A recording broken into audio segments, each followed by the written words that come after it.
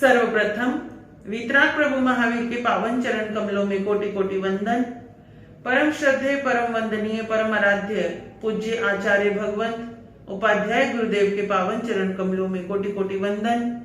परम श्रद्धेय, परम वंदनीय, मेरी आस्था के आयाम पूज्य गुरुदेव वाणी के जादूगर श्रवण संघीय सलाहकार पूज्य श्री रमणीक मुनि जी महाराज साहब, गुरनी मैया महासाध्वी श्री पवन कुमारी जी महाराज साहब के पावन चरण कमलों में कोटि कोटि वंदन। उपस्थित भव्य जीवात्माएं, आप सभी का प्रभु महावीर की इस धर्म सभा में हार्दिक हार्दिक अभिनंदन करती हूँ। कल आपके समक्ष चर्चा आई थी 10वें अध्ययन की। प्रभु महावीर ने इंद्रभूति गौतम का नाम लेते हुए, गोयम शब्द का नाम लेते हुए एक शब्द को 36 बार दोहराया, वो था प्रमाद। हे गौतम, समय मात्र का भी प्रमाद मत करो। समय मात्र का प्रमाद मत करो। प्रमाद क्या है, उससे पहले हमारी चर्चा चल रही है जीव के यात्रा की। कल आपको मैंने बताया था कि जीव निगोद में था, अव्यवहार राशि में था। वहां से निकला बेंद्रिय, तेंद्रिय, वहां से निकला एकेंद्रिय, यानी 5 स्थावर, पृथ्वी, पानी, अग्नि, वायु, वनस्पति से होता हुआ, सहन करता हुआ, असंख्य काल बिताता हुआ, फिर बेंद्रिय, तेंद्रिय, चौरेंद्रिय, पंचेंद्रिय में आया। त्रियंच पंचेंद्रिय में आया और त्रियंच पंचेंद्रिय में उसको मन भी मिल गया। जानते हो कैसे? जैसे कि भगवान ने एक उदाहरण दिया है। एक तुंबा, एक घिया होती है, गोल घिया। आप उसको पानी में छोड़ोगे ना तो वो ऊपर तैरने लग जाएगी, वो इतनी हल्की होती है। उस घिया को सुखाया जाए धूप में, सुखा करके उसके ऊपर मिट्टी का एक लेप लगाया जाए और फिर पानी में छोड़ा जाए तो वो थोड़ी सी डूब जाएगी। फिर उसको सुखाया जाए, फिर उसके ऊपर एक और मिट्टी का लेप लगाया जाए, फिर सुखाया जाए, फिर मिट्टी का लेप लगाया जाए। ऐसे 8 लेप लगाए जाए और वो इतनी भारी हो जाती है, मिट्टी भी अच्छी खासी भारी, और वो अगर उस सूखी हुई घिया को वापस, तुंबे को वापस पानी में छोड़ा जाए तो कहते हैं वो डूब जाता है। पानी में पड़े पड़े अपने आप धीरे धीरे गीली होते होते मिट्टी का वो लेप एक एक करके उतरता जाता है। उतरते उसको बहुत समय लग जाता है, लेकिन कभी तो उतरता है। और जैसे ही उतरता है तो वो जो तुंबा था, जो घिया थी, जो पानी के अंदर दबा हुआ था, वो ऊपर आ जाता है, तैर जाता है। आत्मा की सेम वही दशा है। आत्मा उस तुंबे की भांति एक बार निकाचित कर्म का बांध जब बंध लेती है तो 8 कर्म उसको अपनी जकड़ में जकड़ लेते हैं और वो इतनी भारी हो जाती है कि निगोद में चली जाती है। आप भी जा सकते हो, याद रखना, मैं भी जा सकती हूं, क्योंकि इसीलिए भगवान ने कहा समय मात्र के लिए भी अगर आपने अपना मानसिक वृत्तियों को चेंज किया, आपके अंदर में आने वाली भावनाओं को चेंज कर दिया, किसी भी विभाव दशा में ले गए और ज्यादा समय तक वहां टिक गए, तो आपके भी निकाचित कर्म बंधन हो सकते हैं, मेरे भी हो सकते हैं। बेशक मैं साधु हूं, बेशक आप श्रावक हो, बेशक कितनी भी करनी करी हो, हमने कितनी भी तपस्याएं करी हो, कितना भी स्वाध्याय किया हो, लेकिन अगर चित्त की वृत्ति शांत नहीं हुई, चित्त अगर चंचल है, चित्त अगर हमने अपने कंट्रोल में नहीं किया, अपने पल पल बदलती हुई विपरीत भावनाओं को अगर हमने कंट्रोल में नहीं किया, उन्हें नहीं छोड़ा या उन्हें नहीं बदला, तो हम भी निगोद में जा सकते हैं। जैसा कि कल मैंने आपको बताया कि किस तरीके से निगोद से निकलकर असंख्य कालों तक आत्मा सहन करती रही, वो वापस सहन करना पड़ेगा। और त्रियंच पंचेंद्रिय में आई, मन मिला, विचार मिला, कर तो कुछ नहीं सकता था, लेकिन फिर भी भावना अंदर की, भीतर की एक अनुकंपा का भाव जो आत्मा के सहज स्वभाव में रहता है, वो उदय में आया और वहां पर कुछ अच्छी भावना आई, कुछ अच्छा विचार आया त्रियंच के भाव में, और वहां से निकले मनुष्य के भाव में आए, मनुष्य के भाव में आ गए। लेकिन अब यहां पर कहते हैं कि मनुष्य के भाव में, मनुष्य का भाव मिलना अत्यंत दुर्लभ है। पहले भी बताया था, तृतीय अध्ययन में आया था कि मनुष्य का भाव मिलना अत्यंत दुर्लभ है, और मनुष्य का भाव मिल जाए तो श्रुत का, सम्यक ज्ञान का मिलना अत्यंत दुर्लभ है, जैन कुल का मिलना अत्यंत दुर्लभ है। जैन कुल भी मिल गया समझ लो। यानी कि जैन वैसे तो कुल नहीं, कोई परंपरा नहीं, कोई धर्म नहीं, कोई जाति नहीं है जैन, पर जो सम्यक ज्ञान का मिलना है, सम्यक ज्ञान जब मिलता है वो फिर किसी भी रूप में, कोई से भी मानव का जीवन आर्य कुल में पैदा हुआ, जैन कुल में पैदा हुआ, सम्यक ज्ञान मिला। लेकिन जरूरी नहीं कि सम्यक ज्ञान मिलने पर आपकी श्रद्धा आए, उसके ऊपर विश्वास आए। इतने इतने जैन देखे हैं मैंने जिनको ये भी नहीं पता कि नवकार मंत्र कैसे बोलते हैं, जिनको ये भी नहीं पता कि तिखुतों की वंदना कैसे करते हैं, जिनको ये भी नहीं पता मंदिर में जाते कैसे हैं या स्थानक में बैठते कैसे हैं, सामायिक किसको कहते हैं। वो अपने ठाट बाट में लगे हुए हैं, उनके पास जैन कहने को बहुत बड़ा शब्द है, लेकिन वो करते कुछ नहीं है। उनको क्रियाओं से कोई मतलब नहीं है, उनको अपनी बाहर का वातावरण जो कि उन्हें जैन बनाता है, बाहर का वातावरण जो कि उनको एक लेबल लगाता है कि हाँ ये जैन साहब हैं, तो वो उसमें उसी में ही बड़े खुश रहते हैं। उनको सम्यक ज्ञान से कोई लेना देना नहीं है, सम्यक दर्शन से कोई लेना देना नहीं है, उनको सम्यक चारित्र से, सम्यक तप से कोई लेना देना नहीं है। जबकि वो, आपने देखा होगा आम सभाओं में ऐसे लोग बहुत रूप में मिल जाएंगे आपको, प्रवचन में बैठे हुए भी मिल जाएंगे, धर्म करते हुए भी मिल जाएंगे, लेकिन धर्म से कोई लेना देना नहीं है, बस क्रियाओं को कर रहे हैं वो। ऐसे आपको बहुत लोग मिलेंगे, पर अंदर से स्पर्श होना जरूरी है, भीतर में स्पर्श होना जरूरी है, मानसिकता बदलनी जरूरी है, वृत्तियां बदलनी जरूरी है, और हमारा मन जो जिन वृत्तियों में असंख्य काल से चला आ रहा है, उन वृत्तियों को तोड़ना जरूरी है। अगर वो नहीं तोड़ा तो हम कुछ भी नहीं कर रहे हैं। और मनुष्य पंचेंद्रिय बना, मनुष्य पंचेंद्रिय जैन कुल में भी आया, जैन सम्यक ज्ञान भी मिला, सम्यक दर्शन भी मिला, और कहते हैं कि यहां तक कि उसको साधन मिले, चरित्र मिला, तप मिला। लेकिन फिर भी भगवान ने कहा, क्योंकि आपने देखा कि समयम गोयम आपमाया कहा कि हे गौतम, समय मात्र कभी प्रमाद मत करो। अब अपनी बात पर आते हैं कि प्रमाद क्या है। भगवान ने प्रमाद शब्द को 36 बार क्यों बोला है? प्रमाद क्या है? प्रमाद कहते हैं 5 प्रकार का है, 3 अक्षर का शब्द है, प्रमाद, लेकिन इसमें पूरा संसार समाया हुआ है। संसार कैसे समाया हुआ है कि जो भी हमारा करने वाली क्रियाएं हैं, जो भी हमारे सोचने वाली बातें हैं, जो भी हमारे शरीर, इंद्रियों, मन, विचार, संसार या आदि जितना कुछ भी क्रियाकलाप है हमारा, हमारे मन से लेकर, हमारे दिल से लेकर, हमारे दिमाग से लेकर, हमारे व्यवहार से लेकर, हमारी बुद्धि से लेकर, हमारे जीवन शैली से लेकर, हमारे संसार से लेकर, परिवार से लेकर, हम जितना कुछ भी करते हैं, एवरीथिंग प्रमाद के अंदर समा जाता है। कैसे? 5 प्रकार का प्रमाद बताया गया है। मद, विषय, कषाय, निद्रा और विकथा। मद किसे कहते हैं? मद कहते हैं नशे को। जब नशा आता है तो आदमी बेभान हो जाता है। मद किसी भी चीज का आ सकता है। 8 प्रकार का मद बताया है कि जाति मद, कुल मद, बल मद, रूप मद, विद्या मद, लाभ मद, ऐश्वर्य मद, तप मद।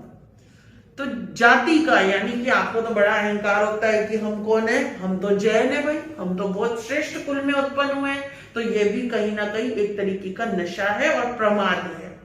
कुल मद, मेरा कुल तो सबसे सर्वश्रेष्ठ है, मैं तो राजपूत कुल का हूं, मैं तो फलाने कुल का हूं, मेरे कुल में तो ऐसी बड़ी बड़ी बातें हुई हैं। तो ये भी हमारा अहंकार, हमारा नशा, हमारा मद, और ये भी हमको, हमारी आत्मा को भारी कर रहा है, प्रमादी बना रहा है। जाति मद, कुल मद, बल मद, मेरे अंदर इतनी ताकत है, इस बात का भी हमें घमंड हो जाता है। मेरे अंदर इतनी बुद्धिमत्ता है, इस बात का भी, मैं बुद्धिमान हूं, मैं विनय, और कई बार तो अच्छी चीजों का भी घमंड हो जाता है। मैं तो बड़ा पढ़ा लिखा हूं, मैं बहुत विनयवान हूं, 4 लोगों ने प्रशंसा कर दी, ये बहुत सहज है, बहुत सौम्य है, बहुत अच्छा है, बहुत सेवा भावी है, बहुत ये विनयवान है, ये बहुत साधुओं के साथ रहता है, वो ये बहुत धर्मी है। और इन बातों का भी हमको मद आ जाता है, नशा आ जाता है कि हाँ वास्तव में मेरे अंदर कोई तो क्वालिटी है कि दुनिया मेरी प्रशंसा कर रही है। तो ये भी एक नशा है, ये भी एक मद है। अपनी प्रशंसा सुनने की चाहना भी हमारे को मद दे देती है, नशा दे देती है, वो भी एक तरीके का नशा चढ़ जाता है। आगे कहते हैं कि रूप का, तप का, विद्या का, लाभ का, ऐश्वर्य का, किसी भी चीज का नशा चढ़ता है। तो महावीर कहते हैं कि वो मद है, वो प्रमाद है। वो प्रमाद कैसे है कि वो प्रमाद हमको भारी करने वाला है।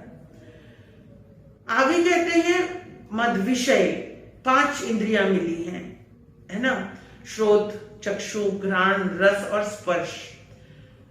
कान तो किसी और चीज के लिए मिली थी, कान सुनने के लिए मिलते हैं, लेकिन अच्छे शब्द पर हमारे को गाने अच्छे लगते हैं, हमारे को किसी की कथा वार्ता अच्छी लगती है, हमारे को किसी की निंदा चुगली बुराई अच्छी लगती है, किसी की प्रशंसा हो रही हो तो हमें बिल्कुल अच्छी नहीं लगती, इसमें क्या बड़ा गुण है कि जो इसकी प्रशंसा हो रही है, हमारी तुरंत हमारी मानसिक वृत्ति चेंज होने लग जाती है। तो ये भी एक प्रकार का प्रमाद है। आंखें कुछ देखना चाहती हैं और कान कुछ सुनना चाहते हैं, हमारी जीवा जो है रस स्वाद करने में ही लगी रहती है। एक दिन बिना नमक का दे दो हमें भोजन अच्छा नहीं लगता, एक दिन कुछ थाली में जला हुआ आ जाए, कड़वा आ जाए तो हमारे मन की वृत्ति बदल जाती है, दिमाग की वृत्ति बदल जाती है, हमारे स्वभाव की वृत्ति बदल जाती है, शांति से अशांति हो जाती है। तो ये भी प्रमाद है, संसार में खींचता है, कहीं ना कहीं कर्मों को बढ़ावा देता है। और ऐसे ही नासिका, सुगंध आई तो बहुत खुश हो गए, दुर्गंध आई तो छी छी छी नाक बंद कर ली। ऐसे ही स्पर्श है, शरीर का सुख, कोई भी आराम करने जाते हैं तो अच्छा बिस्तर चाहिए, बैठने जाते हैं तो अच्छी चेयर चाहिए, खड़े होने जाते हैं तो अच्छे, चलने जाते हैं तो अच्छे जूते चप्पल चाहिए, है ना, पहनने चलते हैं, शरीर ढकना है तो बहुत अच्छे सुंदर वस्त्र चाहिए, चमकीले रेशमी वस्त्र चाहिए, बढ़िया ब्रांडेड वस्त्र चाहिए, ब्रांडेड चीजें चाहिए। ये भी क्या है, ये हमारा स्पर्श है। जो कुछ भी हमारी वृत्तियों को बढ़ावा देता है, मनोवृत्तियों को भटकाता है, वो सारा प्रमाद कहलाता है।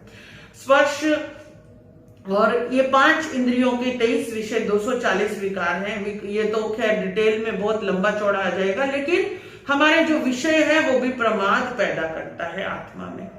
और उसके बाद कषाय, क्रोध, मान, माया, लोभ, ये तो चारों ऐसे शत्रु हैं जो आत्मा के चारों तरफ घेरा डाल के बैठे हैं, और ये पल पल हमारी वृत्तियों को चेंज करते रहते हैं, मनोवृत्ति को चेंज करते रहते हैं, हमारे स्वभाव को चेंज करते रहते हैं। कितना ही शांत व्यक्ति हो, उसे थोड़ा छेड़ने जाओ तो वो तुरंत चिढ़ जाता है ना, आदमी को कुछ बोलने जाओ वो चिढ़ जाता है, समझाने जाओ वो चिढ़ जाता है।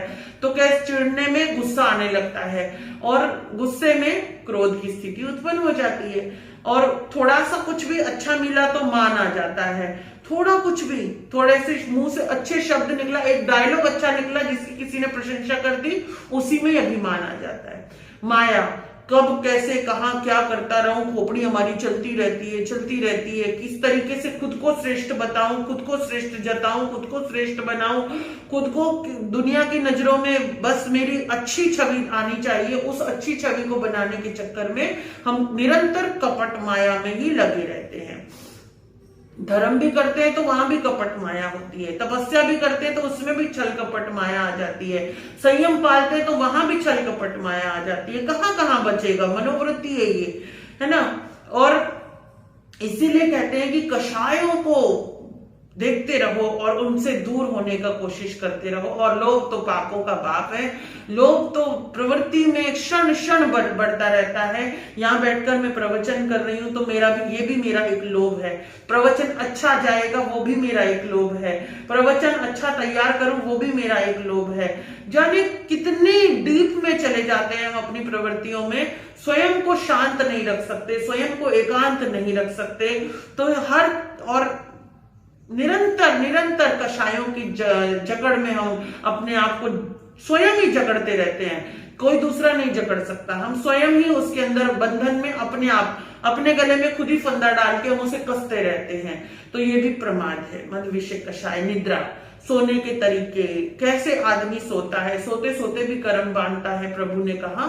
और विकथा, यानी उसमें तो हमारा कोई हिसाब किताब ही नहीं है। 4 प्रकार की विकथा है, जिसमें कि स्त्री कथा, भक्त कथा, देश कथा, राज कथा। स्त्रियां हैं तो पुरुष कथा, भक्त कथा, देश कथा, राज कथा। इन चारों में हम उलझे रहते हैं, निरंतर कुछ ना कुछ बात करते ही रहते हैं, चाहे वो राजनीति की हो, चाहे वो देश की हो, चाहे वो कुल की हो, चाहे वो गांव की हो, समाज की हो, संघ की हो, जिससे हमारा कोई लेना देना नहीं, उसकी भी हो, है ना।